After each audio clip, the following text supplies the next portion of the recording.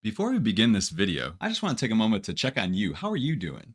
I know this class sucks and you're suffering, and I just want you to know that you're not alone in your suffering. Everyone in this class is in pain right along with you. You are not alone. I mean, if everyone like dropped the class and then you were the only one left, then you'd be suffering alone, but it's probably not going to happen. That's unlikely. But I want you to know no matter how hard the class is, no matter how bad my math lab sucks, and the user interface and fonts look like they came straight out of 1998, and you can't read the graph, and it marks answers wrong for no reason, and reviewing your quizzes is confusing. It's like, oh, is that the answer I put, or is that the correct answer? And no matter how annoying Dr. Fulkerson's videos are, because half the time he goes way too fast and doesn't give enough examples, and the other half the time he just goes too slow and over explains things.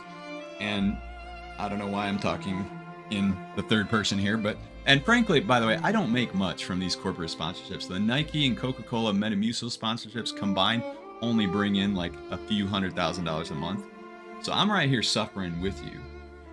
But I want to end on a note of optimism. I'm optimistic about you, that you can learn this material. You are not an F student, more like a D student. So keep pushing, keep trying. You'll get that D. D's get degrees. Even if you have to retake the class over and over again, put on those Nike shoes, just do it.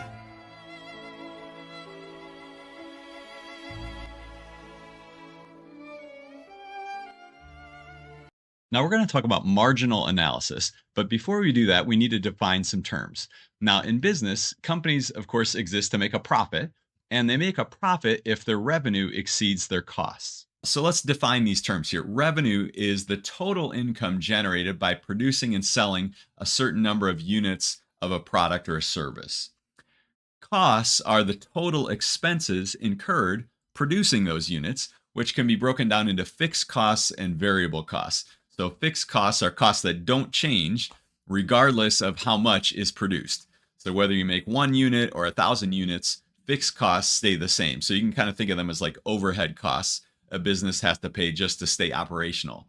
So a good example might be rent for a factory or office. You have to pay that rent whether you produce anything or not. Another example might be insurance payments, let's say. Now, there's also variable costs, and these are costs that change depending on the level of production. And a good example might be materials needed to make a product. So, for example, like fabric for a clothing company or food for a restaurant. Now, the profit is the difference between the revenue and the cost. So the profit is the revenue minus the cost, and that is how much is earned after covering expenses. Now, to get math involved, we're going to define some functions. So suppose X is the number of units produced or manufactured. So, for example, you could think of X as like the number of cell phones produced by a company. R of X, the revenue function, is going to be the revenue generated by producing X units of product. C of X, called the cost function, will be the cost to produce X units of product. And P of X, the profit function, is the profit generated by producing X units of product. So remember, the profit is the revenue minus the costs. So whatever the formula is for the revenue minus whatever the formula is for the cost, that'll be the formula for the profit. Now, in the real world, companies are going to use sophisticated techniques to do regression and things like that to come up with these functions for the revenue, costs, and profit. In this class, we're going to have very simple functions, and it's going to seem a bit unrealistic. So, for example, if P of X is X squared, obviously your company's profit is not going to be X squared. That's just too simple of a function to describe a company's profit. In the real world, big companies will model their profit or revenue or costs based on, again, things like regression analysis. But we're going to kind of have things a little bit simplified because we're just trying to understand this from a conceptual standpoint. Now, to get calculus involved, we're going to talk about marginal cost, marginal profit, and marginal revenue. So if C of X is the cost function, then the marginal cost is defined to be C prime of X, the derivative of C of X. Okay, that's the marginal cost. So the marginal cost is the rate of change of the cost function. Now, be careful here. When we say rate of change, we're not talking about how fast the cost changes over time. Okay, we don't have t as our variable here, so time. The x is not time. The x is the number of units produced. So we're not talking about how fast the cost changes over time, but how fast the cost changes depending on how many items are produced. So C prime of X can be thought of as roughly the cost of making one more item after X items have been made. Okay, so for example, C prime of 100 would be roughly speaking the cost to produce the 101st item. Okay, now I'll explain why that's the case in a bit. You might think, what does that have anything to do with derivatives, right? The cost to produce the next item. I'll explain that in a minute, but let's actually do an example first. So, a furniture company that makes couches has determined that with normal production levels, so below about 200 couches produced, their monthly costs can be approximated by this formula. Okay, C of X equals this. By the way, what would be the fixed costs here? Notice the fixed costs would be the costs when X is zero, right? If you produce 0 couches, what are their costs? Well, if X was zero, notice these terms will go away and it's 35,000. So basically the monthly costs, monthly fixed costs would be $35,000. Okay, but obviously producing more couches is going to be more costly. You're going to have materials and labor need to make these couches. So your costs are going to be higher than $35,000 each month. Those are just your fixed costs. So you have these additional factors here. So find what is the cost to produce 150 couches. Okay, so what is really C of 150? So we're going to need to plug in 150 for X. That would be the cost, the monthly cost to produce 150 couches in that month. Next, we're going to look at the marginal cost function, C prime of X. So we're just going to take the derivative of this. And then we'll ask, what is the marginal cost at a production level of 150 couches? So what is C prime of 150? Here we calculated C of 150. This is going to be the C prime of 150, the marginal cost at a production level of 150 couches. So you can think of this as the cost to produce the next couch, the 151st couch. So for part A, we have to look at C of 150. So C of 150 would be 35,000 plus 225 times 150 minus 0.3 times 150 squared. Now you can work this out on a calculator, and I did, and what I ended up with was 62,000. Okay, so that's the monthly costs to produce 150 couches.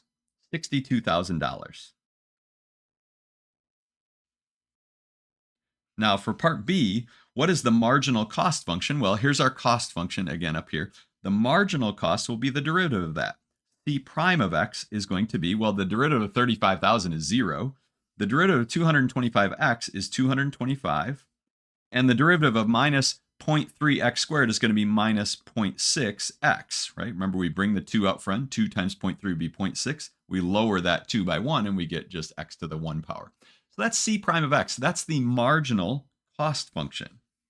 Now, what is the marginal cost at a production level of 150 couches? Well, we need to plug in 150 right here into our cost function. We get 225 minus 0.6 times 150.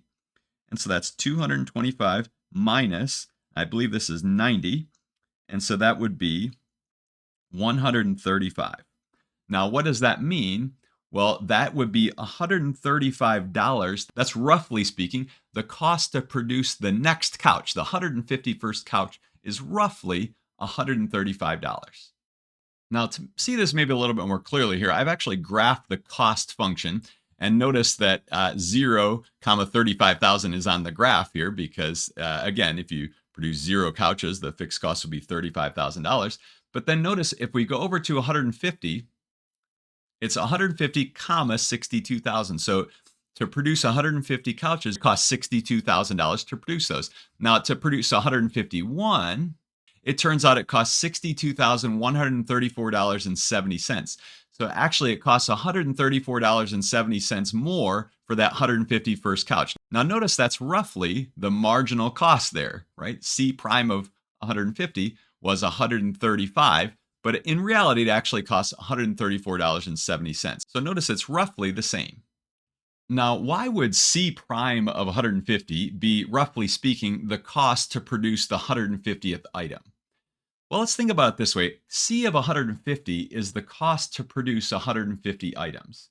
C of 151 is the cost to produce 151 items. So if you want to figure out how much did that 151st item cost, well, you have to do C of 151 minus C of 150. That'll give you the cost to produce that 151st item. Okay, so that's the exact cost to produce the 151st item would be C of 151 minus C of 150. But I want to claim that that's roughly the same as C prime of 150. So let's see that. Notice that C prime of 150 by definition is this, right? This is our limit definition of derivative. We have limit as h approaches 0 of this difference quotient. Now we're using C here instead of F, but it's the same formula here. Now, remember, to take the limit as h approaches 0, we need our h values to get closer and closer to 0. So you take h to be 0.1, 0.001, and so forth. But when we're using really large values, large inputs like 150 or maybe even values in the thousands, we can approximate this limit by taking h to be small, and one small value that we could take would be like h equals 1. So if we just approximated this limit by just letting, let's say, h be 1, okay, because 1 is small, relatively speaking, compared to thousands and thousands, 1 is kind of small. So if we plug in 1 for h, what would this become? Well, this would just say C of 151 minus C of 150 divided by 1, right? That's what I've written here. C prime of 150 is this limit, but that limit can be approximated by letting h be 1. But notice this is just C of 151 minus C of 150, which is exactly the cost to produce the 151st item.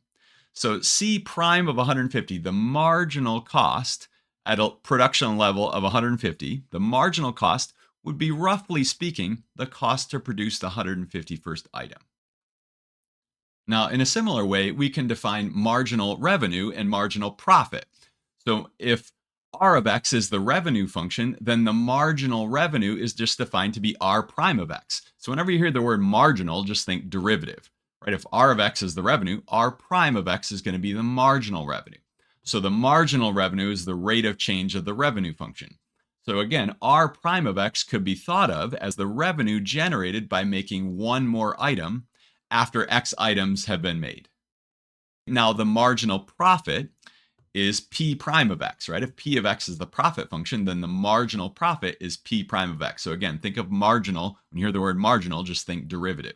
So the marginal profit is the rate of change of the profit function. And once again, P prime of X can be thought of as the profit generated by making one more item after X items have been made. Now, recall the profit formula here, the formula for the profit function, P of X is going to be the revenue minus the costs. So what that really tells you is that the marginal profit will equal the marginal revenue minus the marginal cost. So because you can take the derivative of this difference by doing the difference of the derivatives, right? So P prime of X you can figure out by just taking the derivative of R minus the derivative of C. P prime of X is R prime of X minus C prime of X. Okay, let's finish up with two examples, and these examples are really straight out of my math lab. So the first one says, suppose the total profit from selling X items is given by P of X equals 5X squared minus 3X plus 10. Find the marginal profit at X equals 6. So we're talking about marginal profit, so we need to find P prime of 6. So to find P prime of 6, we first of all need to find P prime of X. Well, P prime of X is going to be 10X minus 3. And so P prime of 6 will be 10 times 6 minus 3. So that's 60 minus 3, which is 57.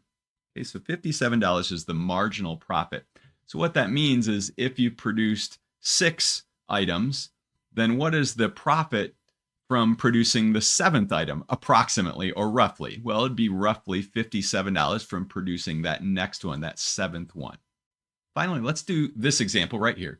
Find the profit function and the marginal profit function. So the profit function and the marginal profit function if the cost and revenue are given by these formulas. Okay, so remember the profit is just the revenue minus the cost, right? It's R of X minus C of X. So R of X is 10X minus 0.7X squared minus C of X, and that's 140 plus 3.5X. Now, if I write it like this, I'll get it wrong. Right, I'm going to get it wrong because remember we're subtracting the whole cost function. This whole thing here should be in parentheses. You could also put this in parentheses here. It's not as important over here. But in the end, if we're subtracting this, we're not just subtracting the 140, we're subtracting the whole cost function. So what does this simplify to be? Well, notice we have a minus 0.7x squared. How many x's do we have? Well, we have a 10x, and then we're going to have a minus 3.5x, so that's really plus 6.5x. So I'm kind of combining my like terms there, 10x and minus 3.5x. And finally, we have a minus 140. So there's our profit function. Okay, P of x is this. Now, what about the marginal profit function? Well, the marginal profit is going to be the derivative of this. So 2 times minus 0.7 would be negative 1.4 x to the 1 power plus 6.5. Okay, the derivative of 6.5x is 6.5, derivative of minus 140 is 0, and the derivative of minus 0.7x squared is minus 1.4x. So this is the profit function, and this is the marginal profit function.